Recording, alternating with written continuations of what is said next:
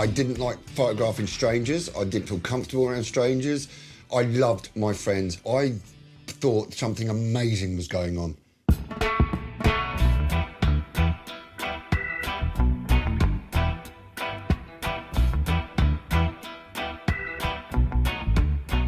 The skinhead was important for the fact is you didn't compromise, you know, and anyone that had that in their character and in their personality would have been attracted to skinheads more than they would have been punks or rockabillys, because, you know, you can always, if you worked in the shoe shop, you put your hair down in the week and then you put it up at the weekend, a weekend punk. But when you're a fucking skinhead, mate, that was it. You're gonna have to go for an audition interviews as a skinhead, you're gonna have to fucking lose your virginity as a skinhead. You're a skinhead. Now, I liked that commitment.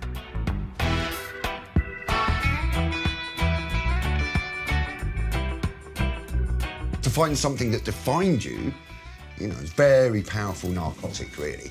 Especially for somebody who that actually just doesn't feel that they exist, and all of a sudden, they're like the centre of attention from nothing just because they've had a fucking haircut.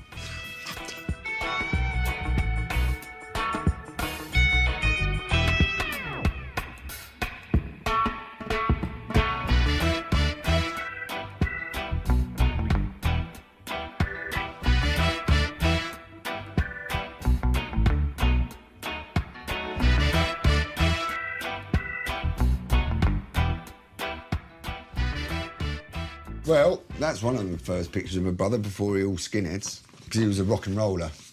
You know, he was a teddy boy from 6, so he was this little teddy boy walking about like James Dean, and then the skinhead thing came along, and that was that. I think this photograph here was when I got my Olympus OM1, and I went over to test it, and of course, you know, Neville was my brother, so he was my model. But as soon as he became a skinhead, he basically became an adult skinhead that had looked like he'd just been shrunk to that big. I took him downtown, man, me and my mate Simon, 4 years older, and it was just like taking fucking Elvis. Because he looked so brilliant.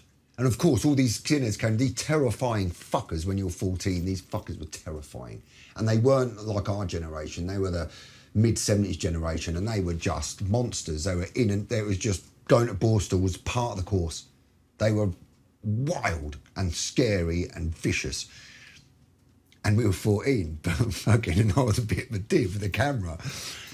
And of course, they walked around the corner and saw Neville, and that was it, mate. It's like, you're being our ass mascot. So they just fucking kidnapped him and made him their mascot. So all of a sudden, we're in the middle of, you know, one of the biggest, most ferocious skinhead gangs out there.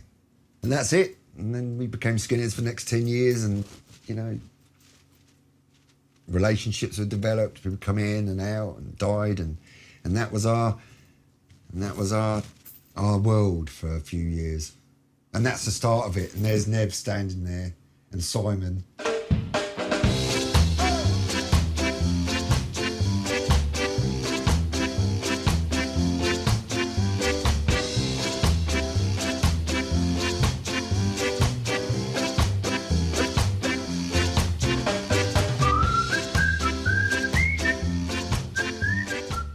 Being a skinhead was a very personal thing, and to me, it gave me freedom of expression, where most people go, what do you want to dress like everyone else for? It's like, and you're not.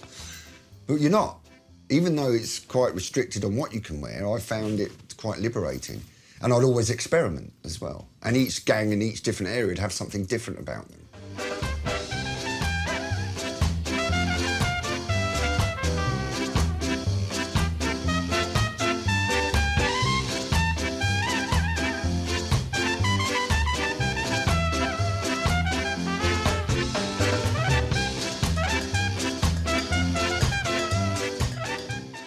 This Kensington market. The Levi's were very important. In fact, they were the only jeans, really. Denim jackets, the 501s. And there was only one shop that sold them. So yeah, that was us just coming back with our newly bought skinhead attire.